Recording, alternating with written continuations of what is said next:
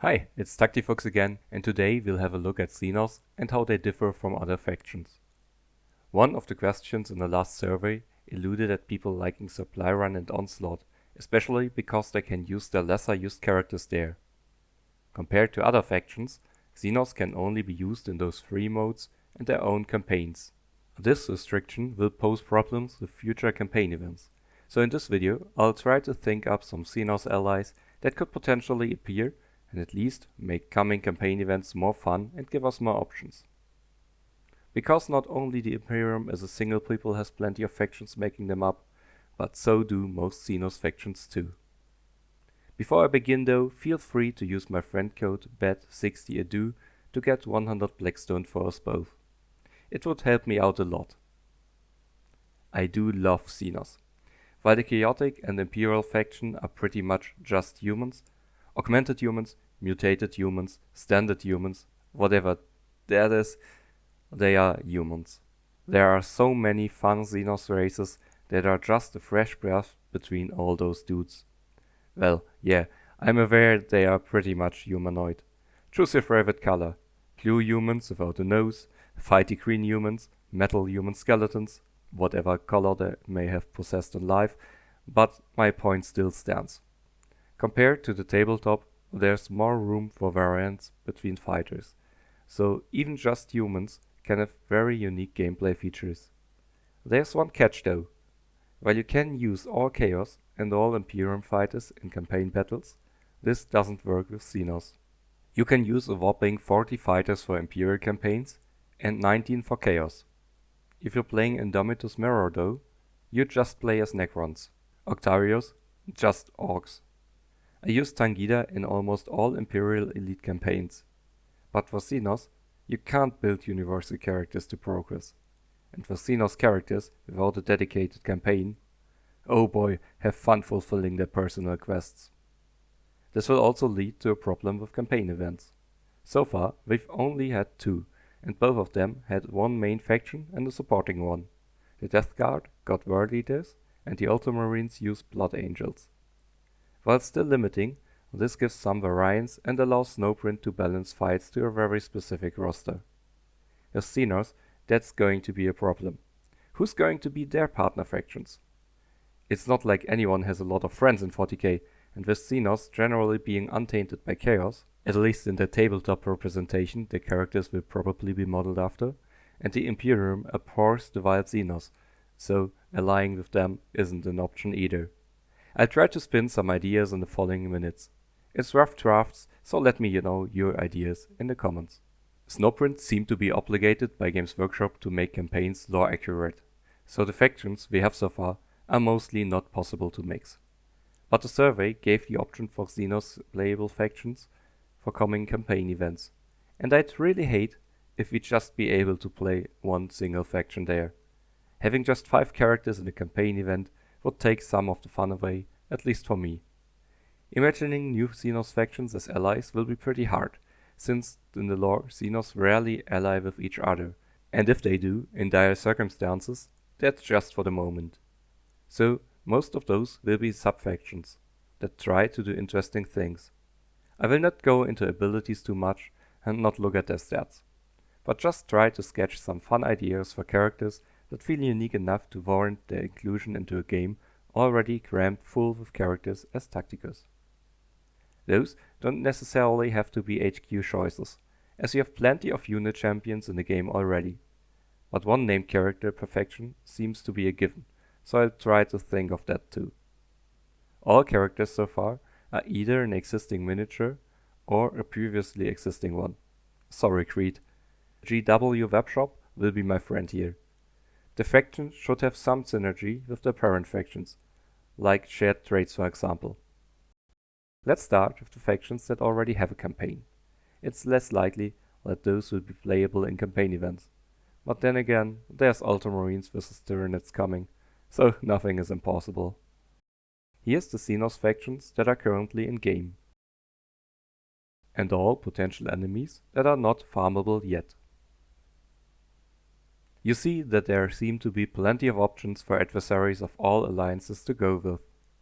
We didn't have any campaigns yet where both the playable and enemy faction are of the same alliance, but especially with Xenos, this doesn't seem to be a certainty. The orcs are easy enough. There's so many cool orc units not already in game. We could go with different orc clans to support the original roster, but as they already include Beast Snugger boys in the form of Tank Smasher, I feel that something more exotic might be great fun.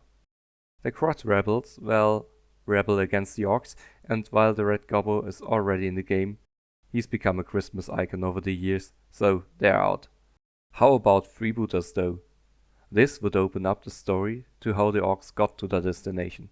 I'd love having Captain Bedrock as a legendary character with a motley crew of characters you could find on an orc ship. We lack a weird knob so far, so that would be a great option to introduce one, and we've got a lack of Xenos healers, so a pain boy should be mandatory.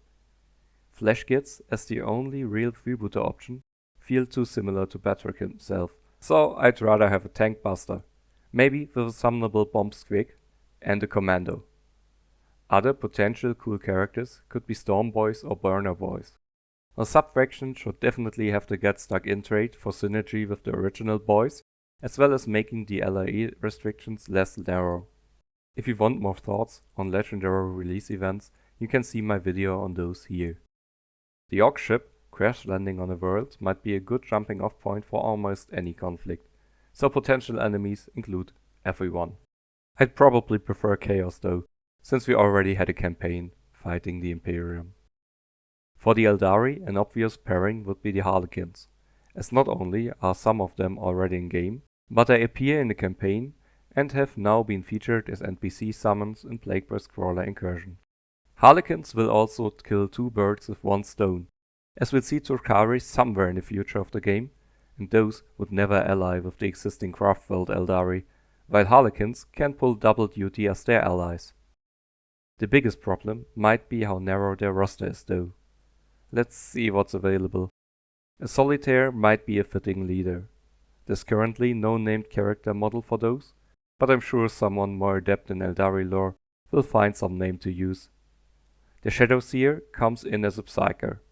And yeah, that's it. We've got a Death Jester, who might come dangerously close to stopping on Morgan Ra's toes, design-wise as well as from a gameplay perspective. 2 more to go.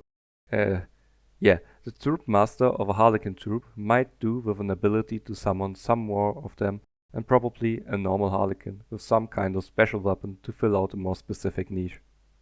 Since Harlequins fulfill a very specific role in Eldari culture, and I want them to be able to ally with both Space Elf factions, I can't just fill the holes with Aspect Warriors we didn't have yet, although they might have more variety available. Let me know your ideas in the comments. I could imagine some kind of morally grey trait in the veins of this unit counts as a Craftworld Eldar and a Turkari in regards to abilities, which lets them use both Eldar fractions bonuses like the improved damage from Atana, as well as giving out their passive bonuses to both Eldari factions. Necrons have a lot of fun characters in 40k. I'm certainly no expert, but I thoroughly enjoyed the Infinite and the Divine, and would just love to have Trezin in game. While I'd love him to just summon some random BS on the battlefield, that would probably be too random for a times competitive game. But I can see the game playing around with stasis fields in the form of a taunt effect. As the Nyarlath dynasty especially honors their Praetorians, one of those as a melee-focused character would fit in well. We already have Tutmos as a Plasmancer. Other Cryptex would be welcome, especially because, let's face it, no one likes Tutmos. A Chronomant might be fun, having characters do a second limited turn, turning back time on wounds, or reactivating the actives of summons, not to be too similar to On-Shi. The Mechanicus game had a Necron Overlord afflicted with the Flayer virus. It was a fun character, but it's unlikely other Necrons would want to cooperate with him out of fear of contagion. While the structures are definitely unhinged for Necrons, they are not as bad, so a Scorpac Destructor might be a good fit for a big target Necron.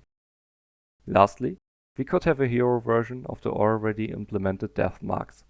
The living metal trait is mandatory, so should definitely stay in place.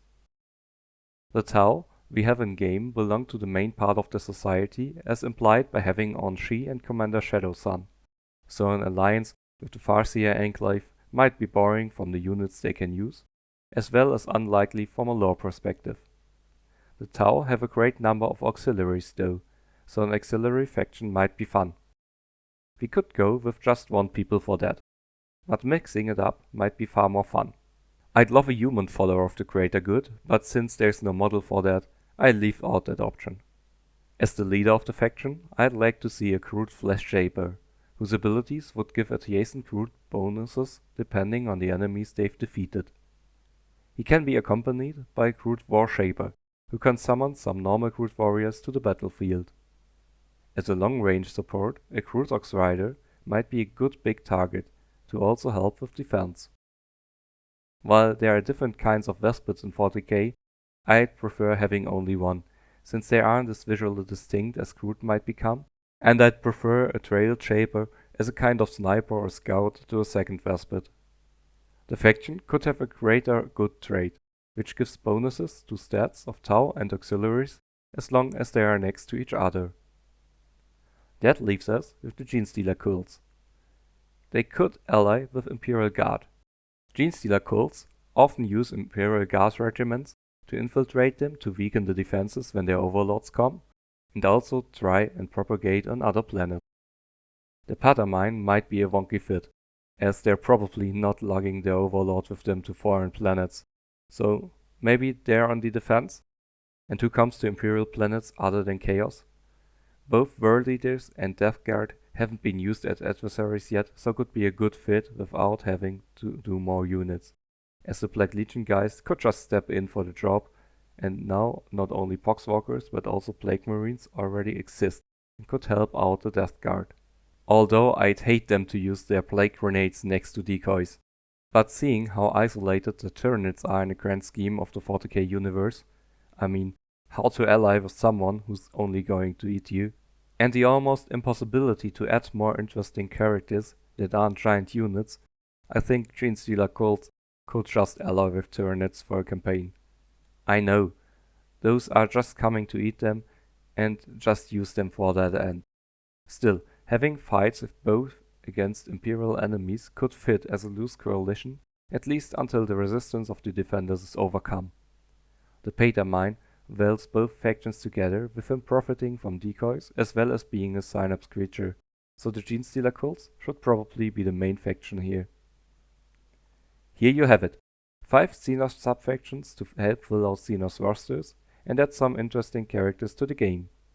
We already know there are no new campaigns coming, so I tried to mold them to the campaign event structure, which will otherwise likely struggle when there's only one faction available for a given event. Sadly, campaign events are limited to only 2 weeks every battle pass cycle, and all proposed factions, as well as their parent faction, would still struggle with gameplay options on the off time. So it would be really nice to have campaign events prolonged. It could still be balanced by only being able to change it every 5 weeks instead. Snowprint have stated in their survey and campaign events that they do this to balance out the rewards.